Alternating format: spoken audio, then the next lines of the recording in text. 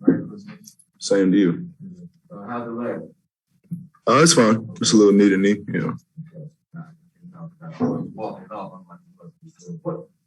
What were they doing defensively? I know they were blitzing you some, but what did you feel like they were doing defensively?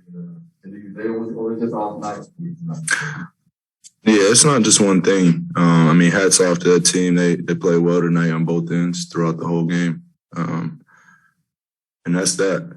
They wanted it more and they played like it. So, we just have to take this loss and move on to our next game, the 27th versus Memphis, and that's that.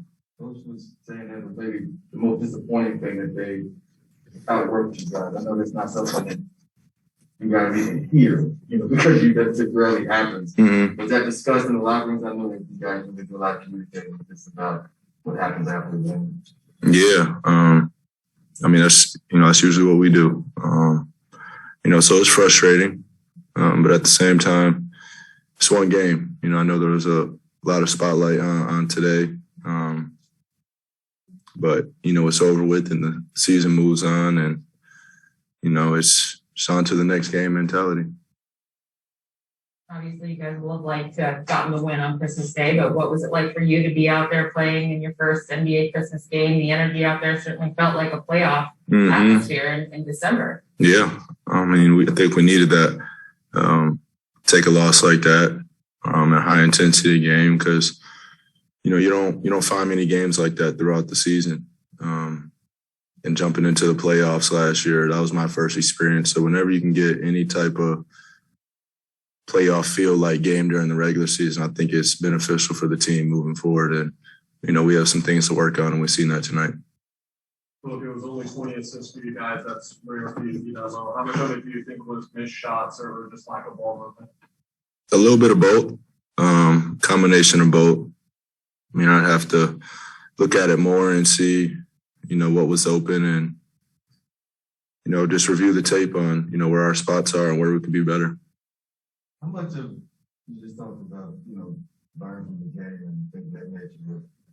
How much of this games like this where maybe a month from now, you're like, what, that was the one where we learned this, and now we don't do that anymore, or we do something differently now because of that experience, or it's too much being placed on. I'm placing too much on the loss in that time. No, you have to learn from it. I think that's the beauty of taking a loss. You can find ways to get better and, find, what they did that forced us to struggle. So we're man enough to take our L and keep moving. Can you speak to the challenge of defending Curry so far out and then if it's a miss to get that rebound? Yeah. It's tough.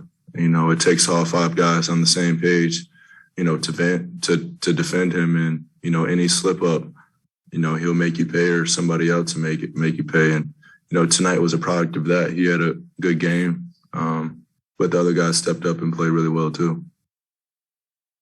Step whacked heads pretty good. We are. Glad we're both okay.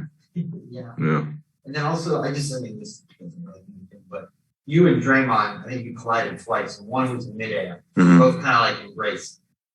After playing on Team USA with him and winning the gold medal, does that kind of make it when you collide in midair like that and you embrace? Is it because of that, like some kind of relationship that you built over there that you would acknowledge it or anything like that? Yeah, me and Draymond go a lot farther than that too. We're both from Michigan, so even when I was a youngin' in high school coming up, he's always looked out. So, that's family, and the Olympic experience just solidified that.